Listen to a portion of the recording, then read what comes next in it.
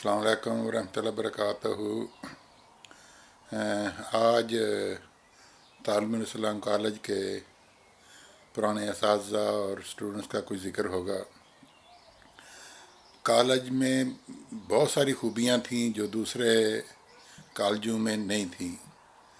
मसलन यहाँ हर बच्चा ख्वाह अहमदी है, गैर अहमदी है, ईसाई है, यहूदी है, हिंदू है, उसको ना सिर्फ ओपन मेरिट पे दाखिले की इजाज़त थी बल्कि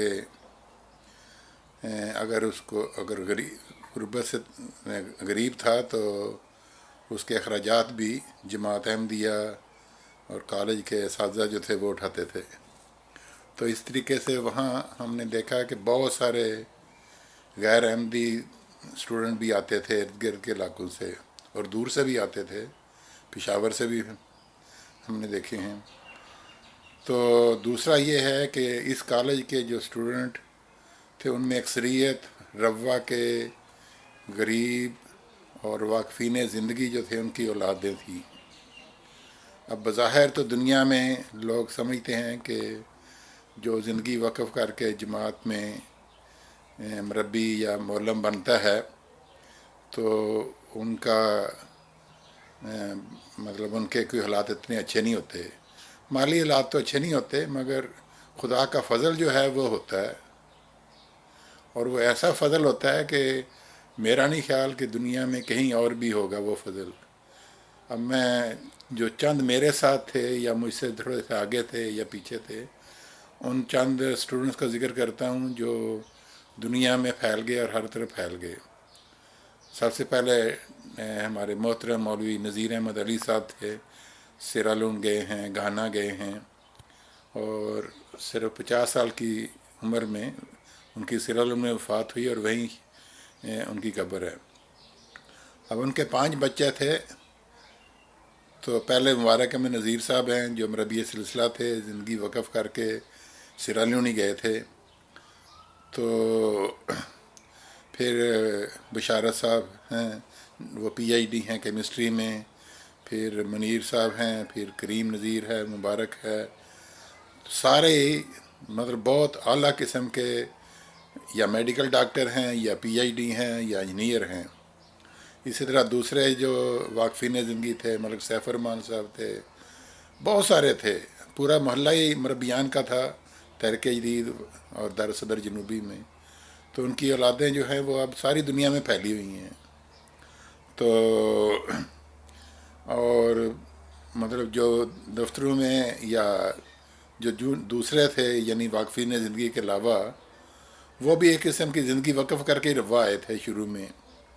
उनमें मेरे एक कज़न अब्दुस्तार साहब जो टेलरिंग का काम करते थे, उनका बेटे हैं, फिर वो उनके भाई थे बड़े अब्दुल कादर, वो भी आए रवा में, काम शुरू किया टेलरिंग का ही। तो वो हज़रत खलीफा मसीह सेकंड के कहने पे आए थे। तो नतीजा ये हुआ कि उनकी औलादें अब दुनिया में हर तरफ फैली हुई हैं। डॉक्टर अब्दुल करीम खालिद मतलब रिटायर्ड प्रोफेसर हैं, मेरे ख्याल आजकल लाहौर ही होते हैं। फिर एक हमारे महल्ले में ही थे सलाउद्दीन डॉक्टर, वो भी पीएचडी डॉक्टर हैं, उनके वालिद भी मरबी सिलसिला थे, मौलवी मामूदीन साहब। फिर मौलाना इस्माइल मनीर साहब जो मेरे ताया थे, उनके बेटे मोहम्मद दाऊद मनीर, अदरीस भी पीएचडी डॉक्टर है। तो बहुत सारे यानी असातिज़ा, बहुत सारे जो मरबियान थे उनकी औलादें उसके अलावा भी थे। जिस तरह मैंने बताया ना, हमारे घर के सामने रहते थे, वहाँ मेरे 4 या 5 भाई थे। सबसे छोटे को मैं अच्छी तरह जानता हूँ, हाफिज़ समी। उनसे बड़े थे सफ़ी थे, और वो सफ़ी भी डॉक्टर हैं, पीएचडी गालबन जापान से की हुई है उन्होंने। तो गरज फिर मौलवी शरीफ साहब थे, जामिया में क्लर्क थे, उनके बच्चे हैं। उनमें एक बच्चा जो है वो पीएचडी डॉक्टर है, करीम शरीफ, और एक मरबी सिलसिला है ब्राज़ील में पिछले कोई 25-30 साल से। तो ना सिर्फ सारी दुनिया में हमारे कॉलेज के जो तलबा हैं अहमदियत को फैला रहे हैं, सही इस्लाम को फैला रहे हैं, बल्कि جو دنیاوی ترقی ہے سائنس ٹیکنالوجی اس میں بھی بہت آگے ہیں. تو اب جو ہمارے موجودہ اس وقت جو حالات تھے اس میں تو ہم سوچ بھی نہیں سکتے تھے کہ ہم پی ایچ ڈی تک پہنچ جائیں گے. میری والدہ کو تو یہ نہیں پتہ تھا کہ بی اے اور بی ایس سی میں کیا فرق ہوتا ہے. تو میں نے جب ایف ایس سی میں مجھے داخلہ مل گیا تو چند ماہ کے بعد ہی میرے ایک کزن آئے تو کہنے لگے کہ سائنس تو بہت مشکل ہوتی ہے تو آرٹس سبجیکٹ رکھ لیں. اور میری والدہ کو چونکہ علم نہیں تھا، باپ ویسے فوت ہو چکے تھے، تو وہ انہوں نے مجھ سے ذکر کیا. میں نے کہا نہیں، میرے لیے سائنس آسان ہے، میتھ بہت آسان ہے، تو آرٹس جو ہے وہ مجھے چیزیں یاد نہیں رہتی تو میرے لیے مشکل ہوگی. تو میں نے کر لی. وہ جب ایف ایس سی کر لی تو میں نے کہا کہ اب میں بی ایس سی کرنا چاہتا ہوں. کہتے وہ کیا ہوتی چیز ہے، ان کو پتہ ہی نہیں تھا. پھر ایم ایس سی کا بھی پتہ لگ گیا، پی ایچ ڈی کا بھی پتہ لگ گیا. اب ہم دو بھائی پی ایچ ڈی کر رہے ہیں. میری بیٹی بھی پی ایچ ڈی ڈاکٹر ہے بایو انفارمیٹک میں، آسٹریلیا میں ہوتی ہے. تو غرض کے مربیان واقفین زندگی اور جو بھی روا میں آئے شروع میں، ان کی اولادیں اب ساری دنیا میں پھیلی ہوئی ہیں، 2 3 4 نسلوں تک، اور بہت اعلیٰ اور اچھے اچھے عہدوں پہ ہیں. اگر دنیاوی علم میں ہیں تو میڈیکل ڈاکٹرز ہیں، اسپیشلسٹ ہیں. مولوی نذیر احمد بشر صاحب ہیں، ان کے 2 بچے ہیں، 2 لڑکے ہیں، دونوں ہی ڈاکٹر ہیں. میر غلام نسیم صاحب تھے، ان کے 4 بچے ہیں، 2 لڑکیاں 2 لڑکے، چاروں ڈاکٹر ہیں اور اسپیشلسٹ ہیں. تو غرض کے لمبی لسٹ ہے. یہ تو میں صرف ان کو گن رہا ہوں جو میرے ذہن میں آ رہے ہیں اور میں نے ان کے ساتھ بچپن گزارا ہے. تو کالج کی یہ خصوصیت تھی کہ خواہ طالب علم غریب ہے یا امیر ہے، اس کا حق ہے کہ وہ علم حاصل کرے. تو اس کے لیے جماعت نے یا مرکز نے، جو بھی اس وقت صورتحال تھی، اس میں غیر احمدی بھی آتے تھے، ان کو وظیفے ملتے تھے. میں ملیشیا گیا تو وہاں ان دنوں میں جو پرائم منسٹر کے اسپیچ رائٹر تھے وہ منور احمد انیس صاحب تھے. تو میں نے کہا یہ تو نام جانا ہوا لگتا ہے، تو روا کے ہیں. تو میں نے جب معلومات لگی تو پتہ لگا کہ وہ اصل میں احمدی نہیں تھے، سرگودا کے کسی علاقے سے آئے تھے، مگر روا میں انہوں نے بی ایس سی کی، پھر ایم ایس سی کی، اور جماعت نے سارا خرچہ دیا. پھر وہ امریکہ گئے، پی ایچ ڈی کی، وہاں سے وہ پھر ملیشیا گئے اور وہاں مطلب کافی ہائی رینک پہ تھے اس وقت. تو مطلب پرائم منسٹر کے ایڈوائزر تھے کہہ لیں، اسپیچ رائٹر. تو وہ ہر کونے میں پھیلے ہیں. تو یہ احمدیت کی برکات تھی، اللہ تعالیٰ کے خاص فضل و رحم ہے. تو میں یہی کہوں گا اپنے احمدی بچوں سے بھی، دوسروں سے بھی، کہ اگر آپ کو تعلیم کا شوق ہے، اور ہونا چاہیے، ہم نے جس نبی کو مانا ہے حضرت محمد مصطفیٰ صلی اللہ علیہ وسلم، ان کو اللہ تعالیٰ نے 4 خوبیاں دی تھیں. دو لوگوں نے دی تھیں، 2 خدا نے دی تھیں. وہ جو 2 ایٹریبیوٹیو نیمز ہیں جو لوگوں نے دیے تھے، وہ امین اور صادق تھے. امین اور صادق تھے. اور جو اللہ تعالیٰ نے دی وہ معلم اور مزکی تھے. تو چاروں خوبیاں سے آراستہ جو ہمیں مطلب انبیاء نبی صلی اللہ علیہ وسلم ملے، تو ہم میں بھی تو وہ خوبیاں ہونی چاہیے نا. بدقسمتی سے آپ دوسرے مسلمانوں کو دیکھ لیں، یہ چاروں خوبیاں غائب ہیں. مگر اگر آپ کو امین اور صادق لوگ ملیں گے تو پاکستان میں احمدی ملیں گے، باہر جا کے بھی آپ کو احمدی ملیں گے. کئی ملکوں میں، مجھے یاد ہے گھانا میں، خاص طور پہ یوگنڈا میں، حکومت جو ہے وہ خصوصاً احمدیوں کو پریفر کرتی ہے.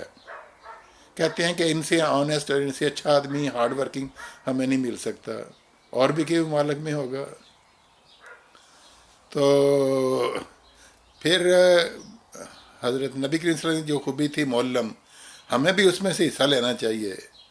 اور جس طرح کہا کہ قرآن سیکھو اور آگے جا کے سکھاؤ، تو قرآن سے آپ کو بہت کچھ ملے گا.